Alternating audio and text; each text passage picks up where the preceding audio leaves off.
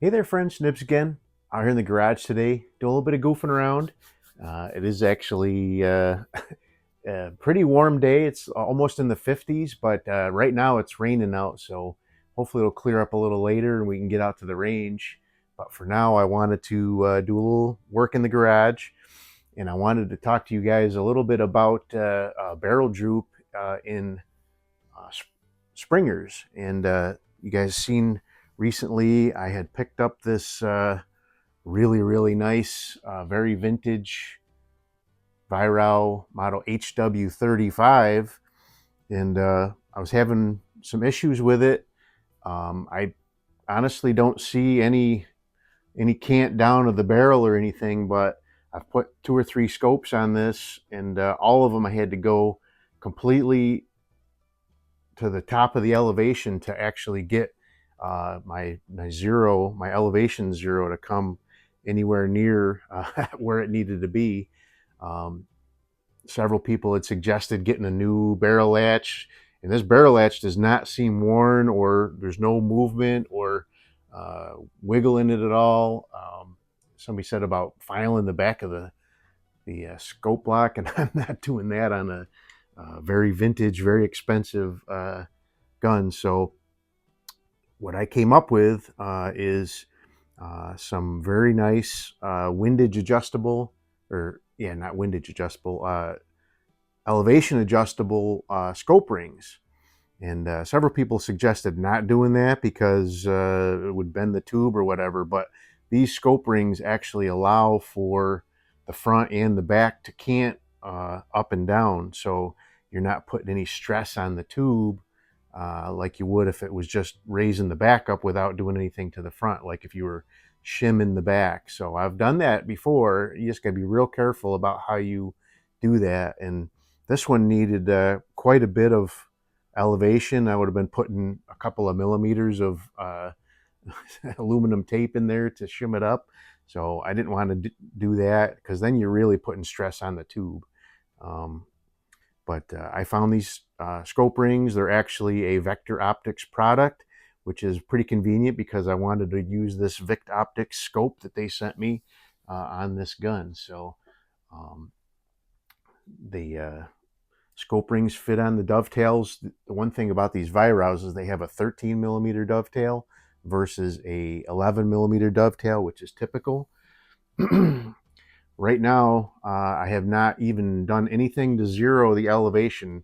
I literally started at the top, counted. It was actually exactly four full turns from top to bottom on the elevation, and then I turned it back 2 complete turns. So we're going to be shooting it.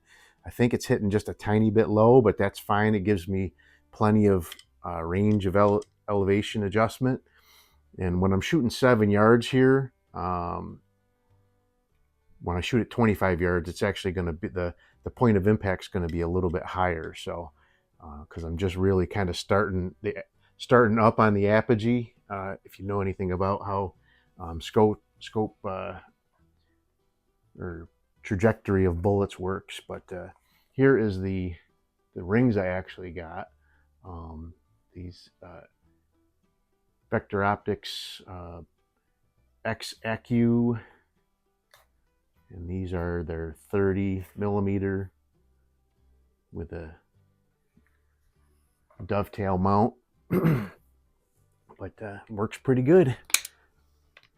And this is still a fantastic shooting gun. Very nice, smooth action. I haven't done anything as far as adjusting the trigger yet, or measuring it. But it is a really nice shooting gun, and we're just going to take a couple shots with it. And I wanted to give you guys an update on how I was making out with this. So I am aiming right at the. Oh, I got a bruised rib. I was doing some work the other day and goofed up and ow. Oh.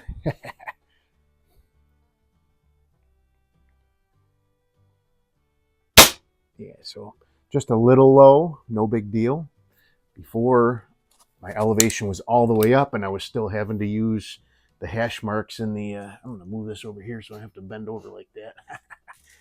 um, I had the elevation all the way up, and I was still having to aim up on one of the hash marks. So now I'll aim up. Let's see, like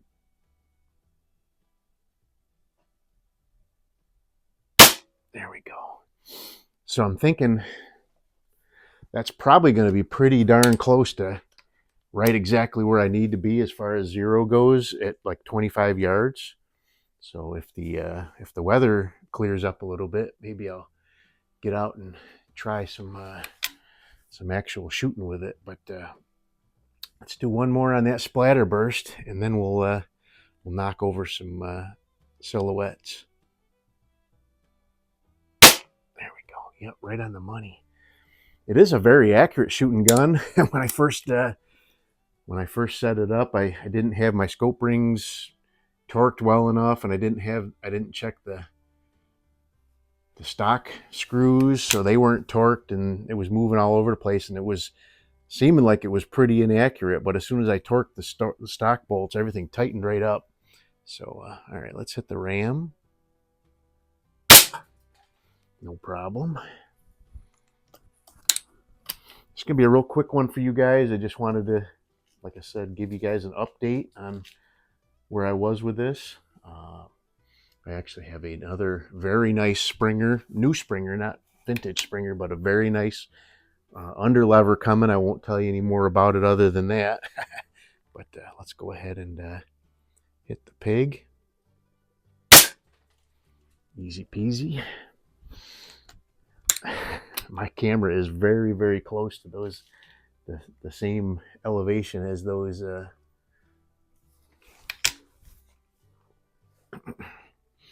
All right, chicken. There we go. I love this gun. So glad I could get the scope issue dealt with, and not, I mean, these aren't very expensive at all. I think they were $30.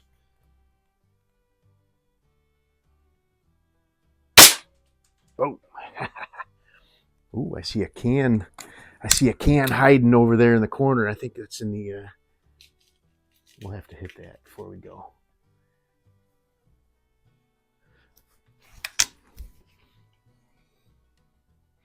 Has a hole poked in the bottom of it already, but we'll hit it anyway. There we go. All right. So anyway, there you go. That is the Vict Optics with a Vector Optics set of rings now. Really cool scope. I love this scope. 30 millimeter tube, obviously Springer rated, and such a nice gun. I was thinking about putting something more vintage on it for a scope, but I really wanted to give this thing the best opportunity to shoot very well, so I went with a nice contemporary scope, and hope you guys don't think less of me because of that. So anyway, hopefully we can get this out to the range very soon. Till next time, have a great day.